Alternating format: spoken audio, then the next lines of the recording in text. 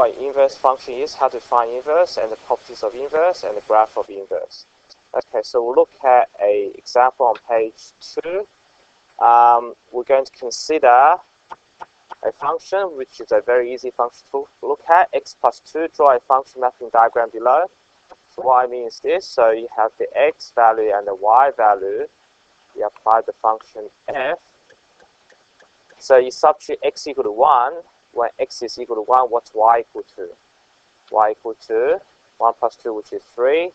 When x is 2, what's y equal to? Becomes 4. X equal to 3, you get x equal to y equal to 5. Okay, etc. You can do as many as you like. So why do we do this? We need to make sense of what is the inverse function. The inverse function does the opposite. It changes y back to x. So in that case, if I start with 3,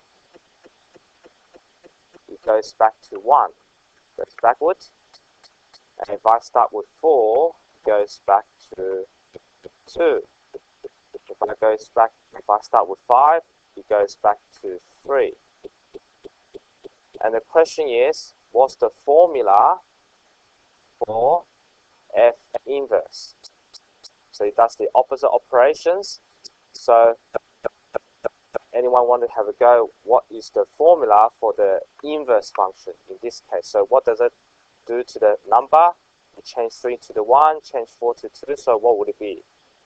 X minus 2, isn't it? So it looks like f inverse has a formula x minus 2, because you change 3 back to 1, you subtract by 2, isn't it? Okay, so that's pretty simple.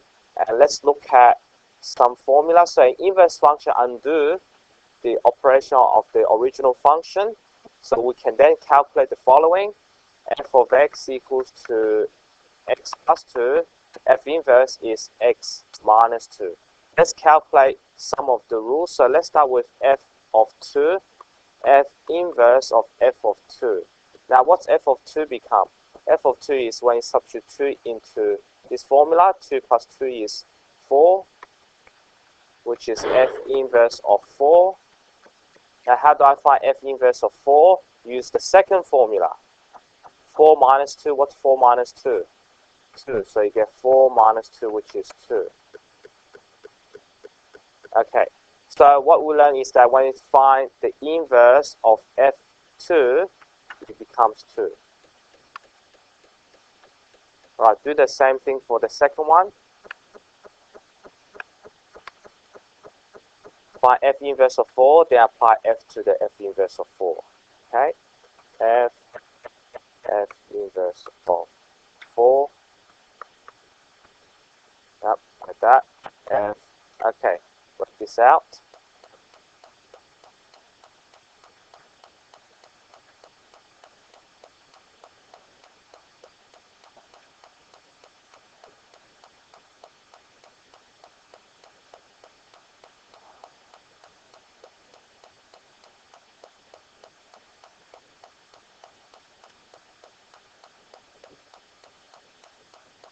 Okay, back to here. Okay, good. So we work this out. So it will be 4 minus 2 first, which is 2. What's f of 2?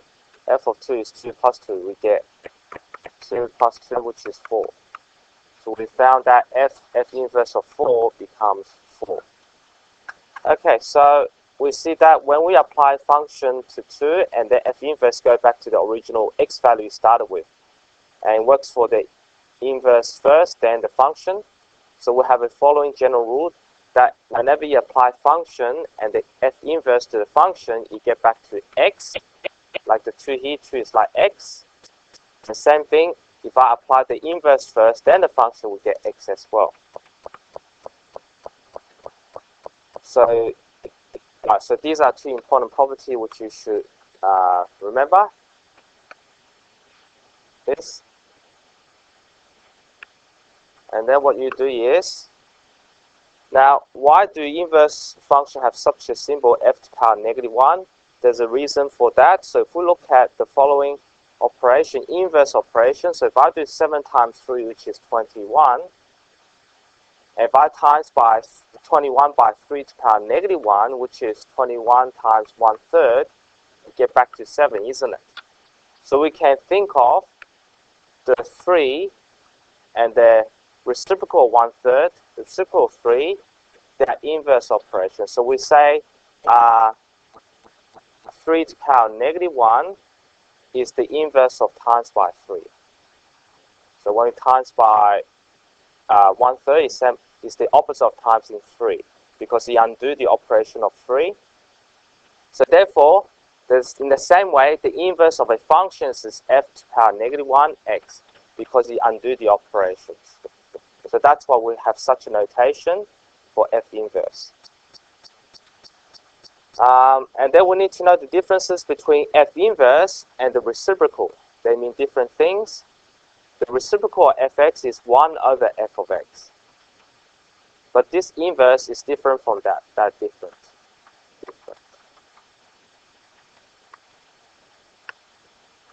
Okay, good. After we do that, we're going to look at another example.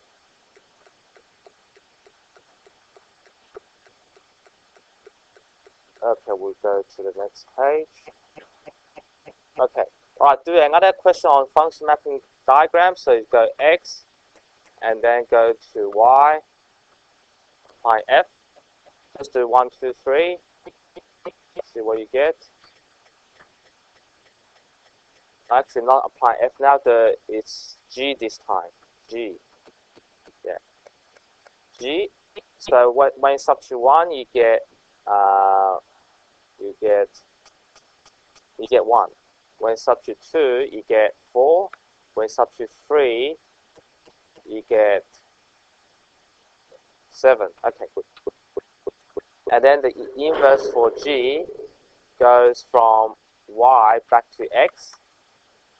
And then you go 1 back to 1, 4 back to 2, and 7 back to 3.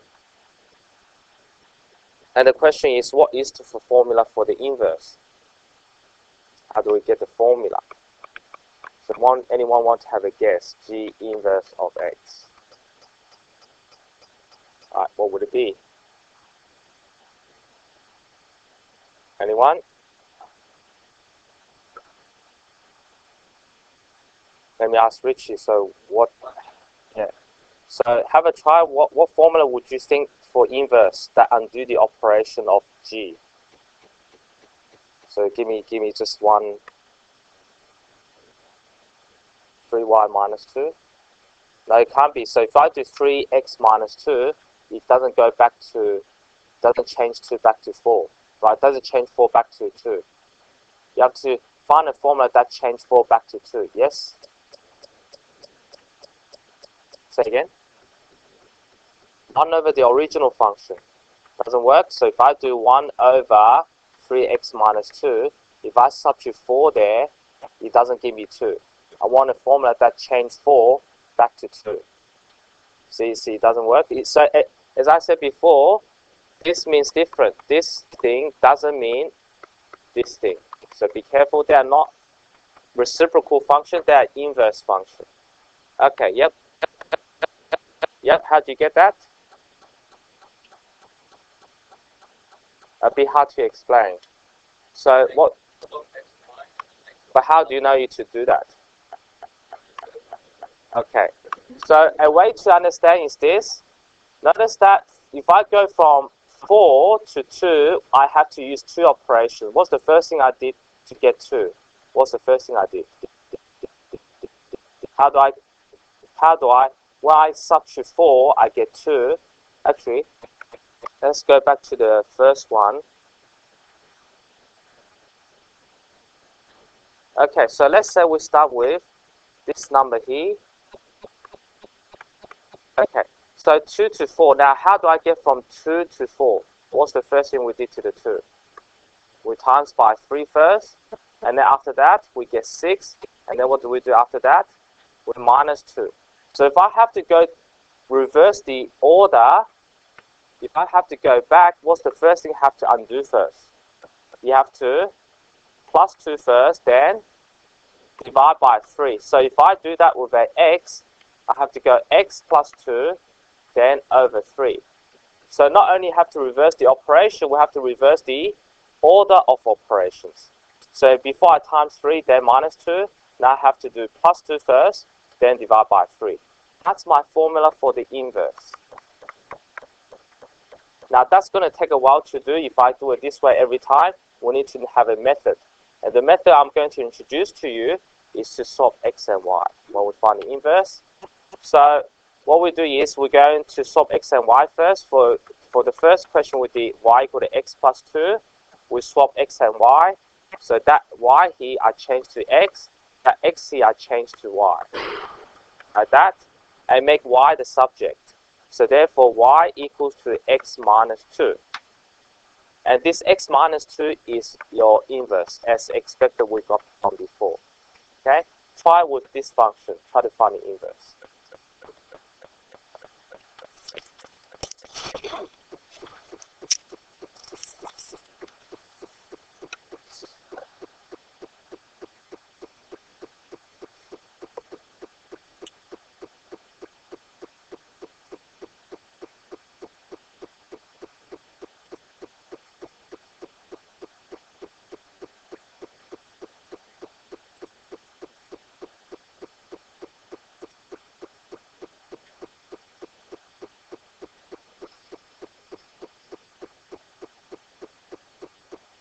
Well, hopefully you're finished. Okay, we'll go through the answers. Okay, so we swap x and y, so we write y equal to 3x minus 2. Swap x and y, and then make y the subject. So x plus 2 equal to 3y, and then 3y equal to x plus 2, y equal to x plus 2 on 2, as expected, as we found before. F inverse, or G inverse of x equal to x plus 2 over 3. Oops. Okay, after we do this, we're going to continue on to the next page. Now we know how to find the equation of the inverse. We'll now do a question. We're going to look at the graph of the inverse. Go to a new page. Alright, graph of the inverse. So, firstly, I want to find the equation of the inverse. How do I find the equation? We let this be y and swap x and y. X equal to 3y minus 6, and make y the subject. So you write x plus 6 equal to 3y, and then you do y equal to x plus 6 on 3. And then you can write immediately, therefore the F inverse equals to x plus 6 over 3. That's an inverse function. And we're going to draw the graph of the inverse on the number plane below. Before you do that, I want to draw the graph of y equal to x. So calibrate your diagram, calibrate your graph. So you go 1, 2, 3, 4, 5, 6, 5, 6, and the other one, 1, 2, 3, 4, 5, 6,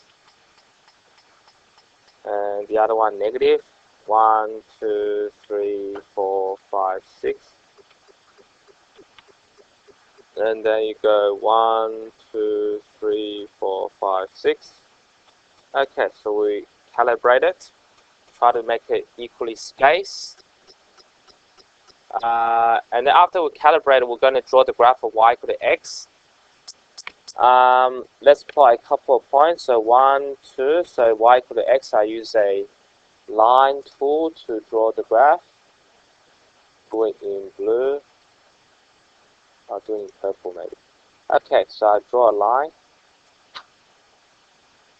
Y equal to x.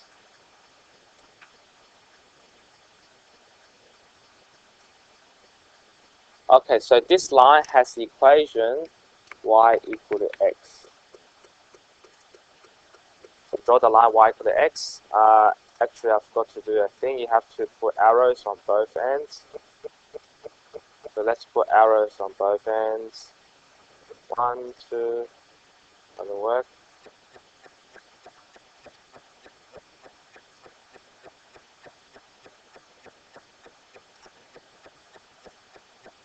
1. Okay, I have to click on this first. 1, 2. Okay. Alright, so you draw the line y equal to x. And after you draw y equal to x, you have to draw the f inverse and the function. So let's draw the function first. The function is y equal to 3x minus 6. So you find the y-intercept is negative 6, and the x-intercept is 2. You can work this out, the details. So for this, so use a ruler to draw the other graph, like that. This time blue, with arrows on both ends. Okay. Alright, so connect this point negative 6 to 2.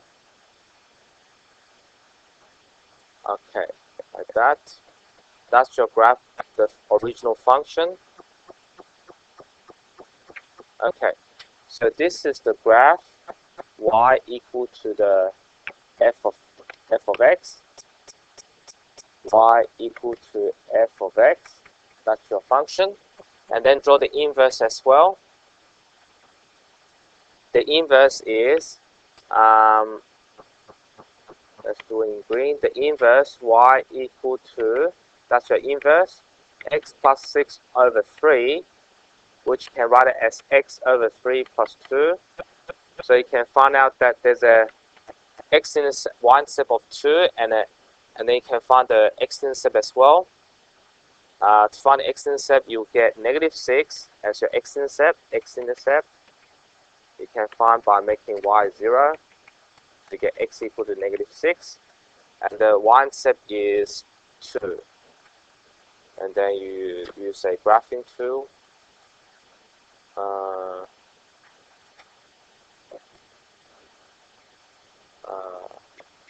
Have to draw a line. This one. And I pick green. Okay, so let's draw this. Okay, so if you draw it properly, they should look something like this. Alright, looks good. Okay, I think this is very good. Okay, good. Alright, so let me go back to here. So that's your graph. Y equals to the inverse of x. Okay, alright, so let's put it in a bigger diagram so you can all see. Okay, so that's your y equal to x, inverse, and the function. Okay, and then write down the domain range of all these.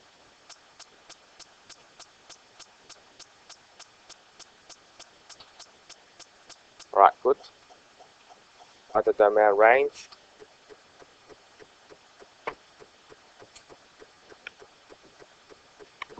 Okay, what's the domain of the function? Domain of the blue graph. What's the domain? All real x, good. All real x. And the range? All real x, yep, they're all real x. All real y, yep. How about the inverse, the green one? What's the domain? All real x. All real y, okay. All real y. Okay, what else do you see about the green graph and the blue graph? Any other visual features you can describe between these two? They intersect at one point. They intersect on the purple line. What else do you see? They are reflection of each other, isn't it? Yep. So we see they reflect each other about the line, and if they intersect, they will intersect on this line. All right. This is so we see some properties of inverse being shown here. What else are there? What do you notice about the y-intercept of the blue graph? Becomes the x-intercept of the green graph, isn't it? X-intercept of the blue graph becomes the y-intercept of the green graph. So the x and y-intercept are interchanged. So let's write some of the features down. So some of the features we notice is reflection about the line, about y equal to x. And then you'll see that the x and y-intercept interchange. as we expect, because we'll swap x and y, interchange,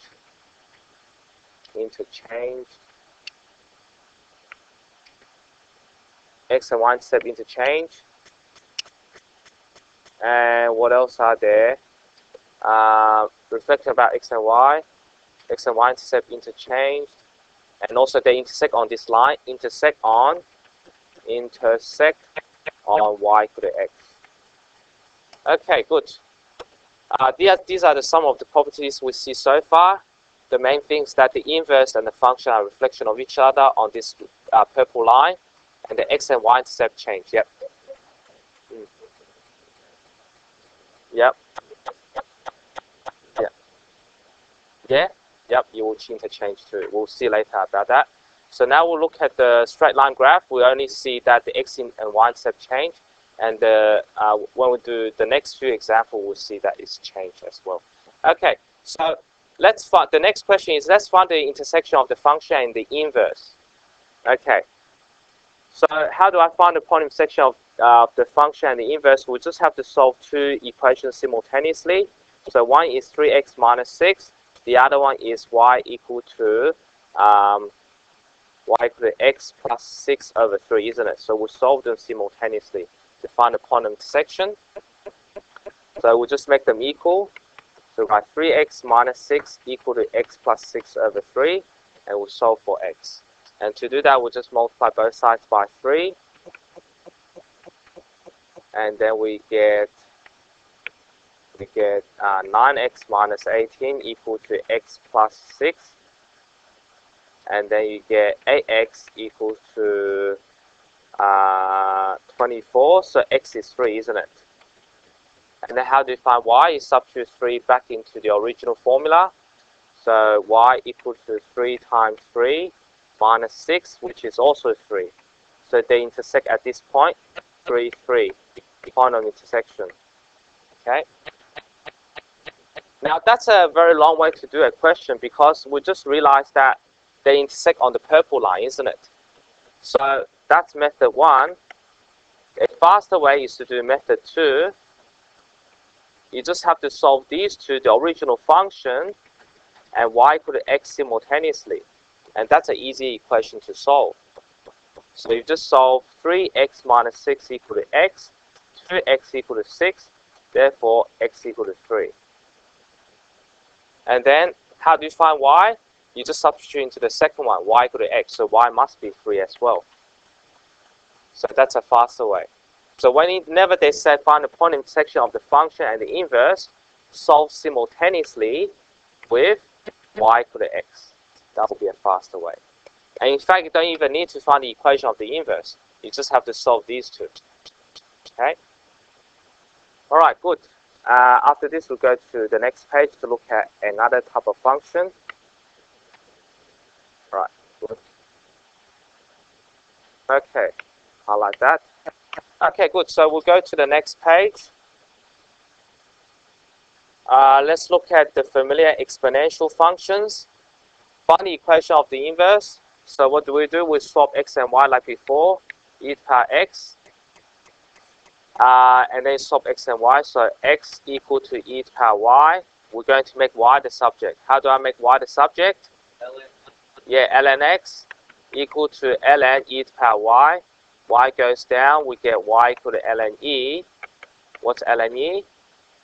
1. So you get y times 1 is ln x. So basically we see that the log graph and the exponential graph are inverse of each other. Okay, so basically we see that the inverse of the function is ln x. They are inverse of each other. And let's examine the graph. Let's see if we actually fit all the properties we've seen before. So we'll draw the line y equal to x like before. What I'm going to do, maybe I borrowed the purple line from before. It looks pretty straight. Okay, Control C, Control V. Okay, Control V. All right, that will be the same gradient as before. That's good. All right, so make sure you draw it again, and then calibrate the graph. Okay, so calibrate the graph. Actually, you don't need to calibrate the graph because we know what exponential look like. So let's draw the exponential graph. So I'll do it in blue. Exponential graph has a y-intercept of 1. It goes up like this, right? Has a horizontal asymptote. This is y equal to the function. And the other one, which is the log graph, has an x-intercept instead of y-intercept. It has a vertical asymptote. It goes like this. That's your inverse function. In this case, it's the log of graph. So you see the x and y-intercept got changed, and the vertical asymptote, horizontal asymptote changed to a vertical asymptote. Like this. Okay. So we drew both graphs on the number plane below, and then fill out the domain and range. See if there's any connection you can see between the inverse domain and the domain of the function.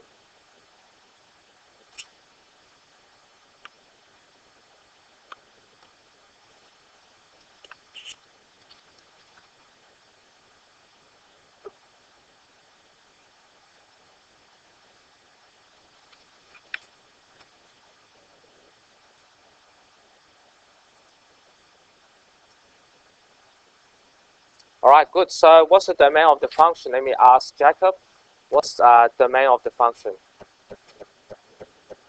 Yeah. All real x, very good. All real x. And then I ask Jessica, C.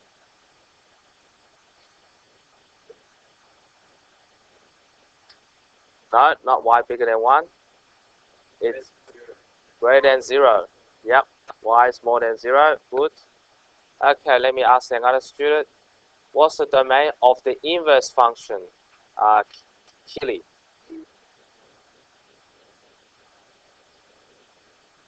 Yep, x is more than 0. And then I'll ask another student. William. What's the range?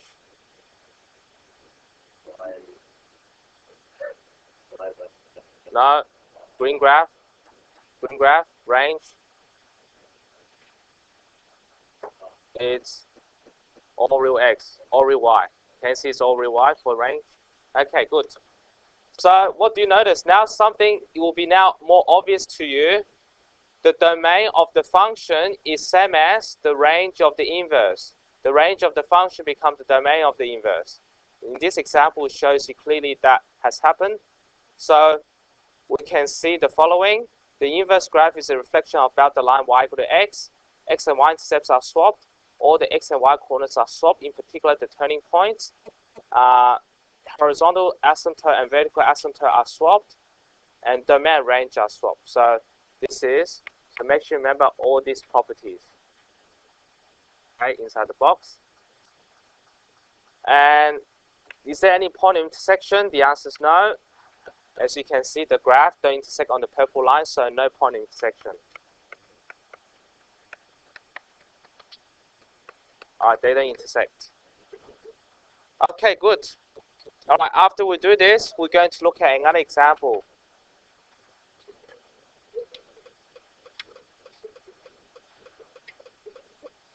Alright, let's move on. Next page, or finish. Alright, we'll look at another one. This time another graph that we see before, x plus 2. Now x plus 2, we're going to draw this graph from 0 to 3. So normally, when you draw x plus 2, looks like this. 2 is here, negative 2. So you draw the full graph. That's what you normally do. But because there is a restriction, you have to draw from 0 to 3. So from this point, so let's highlight it. You only draw from 0 to 3. So this part here. Okay? So that part you draw from 0 to 3. And what you do is you substitute x equal to 3, find out the y value. So f of 3 equals to 3 plus 2, which is 5. So it stops at 5. So 3, 5. So when you draw the graph, you only draw from 0 to 3. So rub this part off. So then you have to draw this section here. That's what they mean. So you start with the one step and go to this point. Okay? So this is the graph. Y equal to f of x, y equal to f of x. Okay, from 0 to 3. State the domain and range of the f inverse. I actually found the range of function first. The range will be range of fx is equal to, what's the range? 2 and 5, very good. So look at the y value, 2 and 5. And let's write down the domain. Let's write df means domain of the function. Domain is written here, which is x between 0 and 3. Now, without even drawing the inverse, what will be the domain and range of the inverse? Alright, let's look at the range, 0 and 3. Yeah, range of inverse between 0 and 3. I mean y, right? And then how about the domain of the inverse? So Dora, what's the domain of the inverse? Yeah, between 2 and 5. So x between 2 and 5. Okay, good. So we see it gets swapped. So that will help us to find the domain and range of the inverse. Okay, so that's the purpose of this example. And if you want to draw the graph of the inverse, you just have to swap the point. So 3, 5 become 5, 3. So become a point here. 5, 3. And then 2, 0 becomes 0, 2. 2, 0 become 2, 0. So you swap x and y value, and then you connect these 2 points. Yeah. So that's the graph of the inverse. And you will fit the description, which will have this range and the domain. So domain is between 2 to 5, as written here, and the range is between 0 to 3, as expected. Okay. All right. So after we do a few examples illustrating that the domain and range get swapped, x and y intercept get swapped, we're going to look at this inverse function further, and we will see that not all function has an inverse.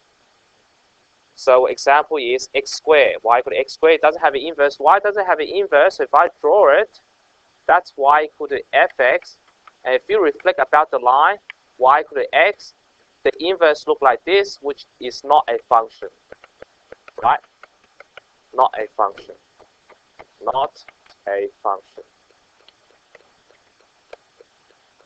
So for all the functions we've seen before, they do have inverse, but this one doesn't have an inverse. And we need to know why it doesn't have an inverse. How do I know it doesn't have an inverse before we draw it? So it doesn't have inverse because when we draw the inverse, it fails the vertical line test, isn't it? So to predict whether a function has an inverse, we can use what we call the horizontal line test. So if I draw this parabola, if the horizontal line intersects twice or more than once, we say it does not have inverse. Does not have inverse. Okay?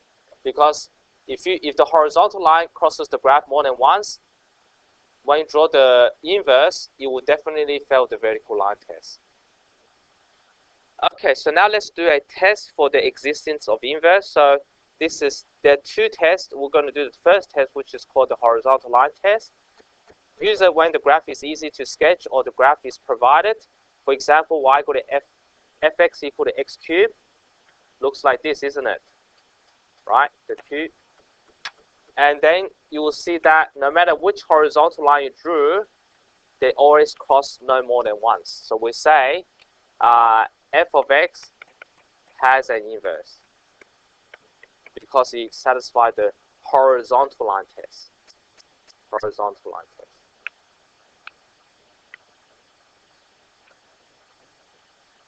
Okay, done. Okay, we'll go to the next page. We're going to look at x squared again. X squared, so determine whether inverse exists. So we draw the graph of x squared. Inverse doesn't exist because if I draw a line there. It crosses more than once. So we say inverse does not exist. Doesn't exist. Doesn't exist. Okay, good. All right, because it fails the horizontal line test.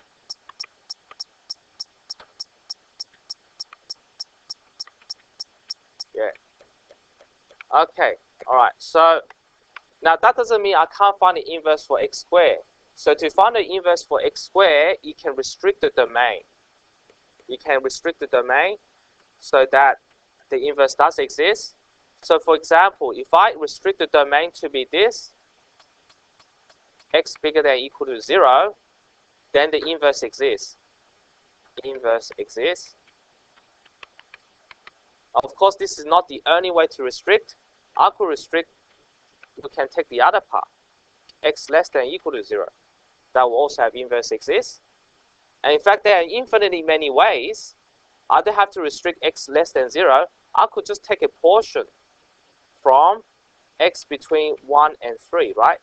That part of the graph also have an inverse. So the rule doesn't say you have to take a very big domain. You can take a smaller domain, and that also have an inverse. Which part you take, the question will tell you. And we'll see example of that as well. So there's many ways to restrict the domain so that inverse exists. Okay, so after we do this, let's look at another way to determine whether an inverse exists. This way will be more useful in the exam, where the graph is not provided and the graph is hard to draw. A function has an inverse if it's a one-to-one function. Not a one-to-one function. A one-to-one function has the property that for each x value, there's only one unique y value. Okay.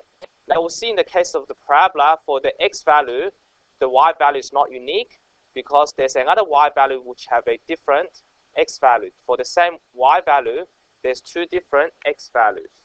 Two different x values, x1, x2. Whereas for the cubic function, for each x, there's a unique y. So if I pick an x here, there's a y here. Or if I pick a different x, I get a different y. So we call this a one-to-one function. So whenever we restrict the domain, we see it become a one-to-one function. So 1x, 1y. 1x, 1y. Okay? So to prove a function is one-to-one, it is sufficient to prove that the function is monotonically increasing or decreasing. You'll notice that all the function has an inverse. They either always goes up or always go down. Never goes down and up, right? They always goes up only or go down only. And to prove it is monotonically increasing or decreasing, we just have to use the derivative. So that's the test 2. Use derivative test. This test is often used in the exam. So if I could prove that the first derivative is always positive, we say fx is monotonically increasing, or the first derivative is negative, it is monotonically decreasing for a given domain. So as an example, let's illustrate that this actually have an inverse. So what you do is we're going to differentiate gx. Differentiate it. Derivative e to the power x is e to the power x. Derivative minus 1 is 0. Now what does the derivative tell us? It's always positive, isn't it? We know exponential is always positive for all x in the domain. It's very important that it has to work for all x in the domain, for all real x. So that means that for all x, for all real x, for all real x.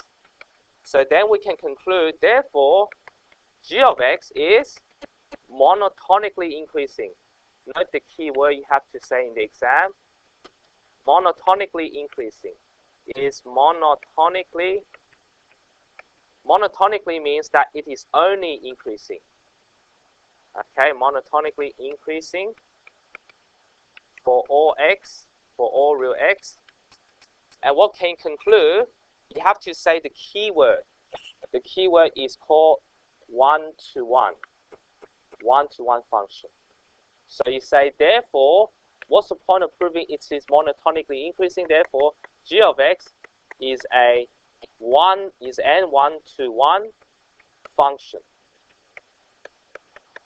Only when you say it is a one-to-one function can you say that it has an inverse.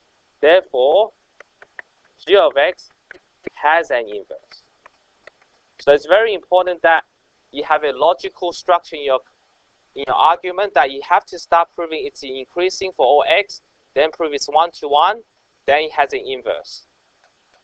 And once you have an inverse, you have to find the equation for the inverse. To find the equation, all you have to do is to solve x and y and find the equation of the inverse. So to solve x and y, so x equal to e to the power y minus 1, make y the subject. So you continue, x plus 1 equal to e to the power y, and then you do y equal to log base e x plus 1. That's your inverse, so g inverse equal to log base e x plus 1. Okay, done. Any question? And then we'll do one more question, then we'll stop, which is the parabola.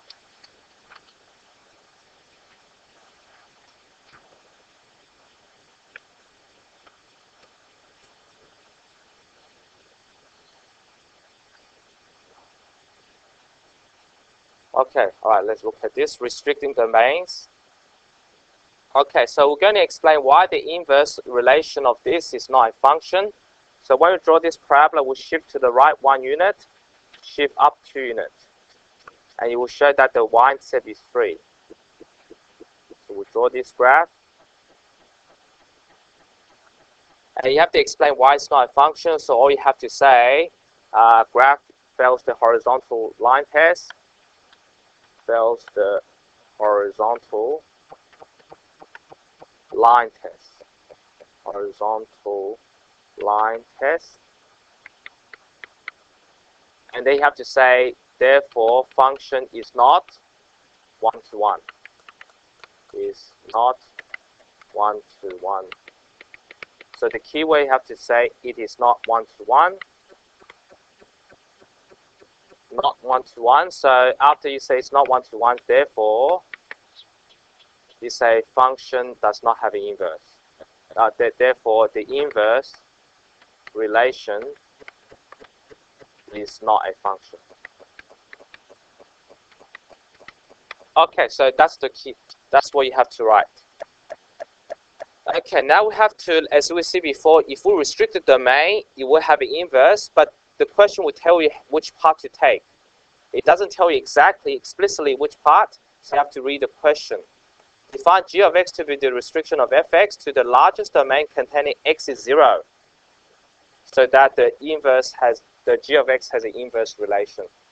So which part do we take? It doesn't really tell you exactly where to take it, but it has to contain x is 0. Where's x is 0? That's x is 0, right? You have to contain this point, and it has to be the largest. So there's only one answer, so it has to be largest, containing x is 0. So you take this part.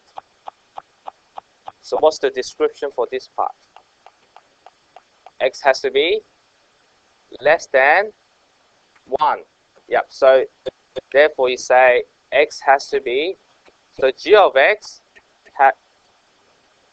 has to be less than or equal to 1. That part you take. And then we have to write down the equation of the inverse. Let's do that. So let's write down the function y equal to x minus 1 squared plus 2. Solve x and y. Like this. And then make y the subject. So you go x minus 2 equals to minus 2 equal to x minus 1 squared. And then you square root. When you square root, be careful. Make sure you put plus and minus. Like that. And then move the 1 over. So 1 plus or minus this equal to y. So you have two different functions, y equal to 1 plus and y equal to 1 minus. Only one of them is correct for the inverse. And how do I know which one? There's a quick way to find out. The way to find out is to test a point. Which point do we test? We pick a point on this graph, which is, let's say we pick this point. Try not to pick the end point 1. Pick a point that's less than 1. Like this point, 0, 3. This point is 0, 3. This is a point on the g of x, right? This is on g of x, 0, 3. What would this point become when it becomes the inverse? 3, 0, isn't it? So we test 3, 0.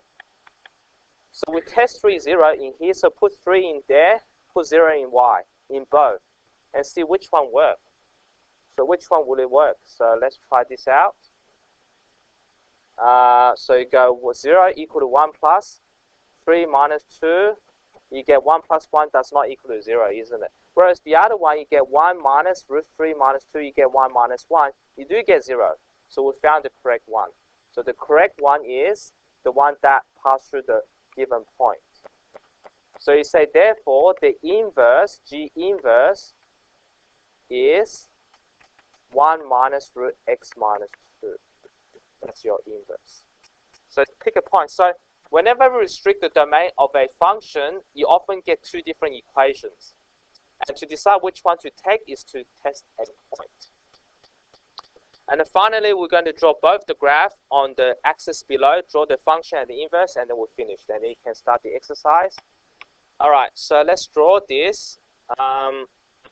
Let's look at g of x. Remember, we'll just take this part here. We just have to copy this part. 1, 2, 3. Let's draw this over here. All right, so 1, 2, 3. And that's 1, 2, 3. So there's a point here, and the graph goes like this, right? That's your g of x. Y equal to g of x. And then after this, we're going to draw g inverse. How do I draw g inverse? One way to do that is to draw a line there and reflect about this line. Remember the line y equal to x? So you try to reflect about this line, but this is a bit hard to do because reflection about this line can be difficult. Okay, so we draw the line y equal to x. So what do we do? Now we'll start off with this point y-intercept becomes the x-intercept. And this point here, which is originally 1, 2, become 2, 1. Let's find where 2, 1 is. 2, 1 is over here. This is 2, 1, right? Becomes 2, 1. And then if we join these 2 points, hopefully you get this graph. This is your inverse. Y equal to g inverse of x. Okay? So you just get this point, swap the x and y, you get another point on the inverse. And note that this is a tangent, stationary point. This point becomes a vertical tangent. So any stationary point becomes vertical tangent. All right, that's done. Okay, good. So I will just make this a little bit bigger so you can all see the rest of the detail.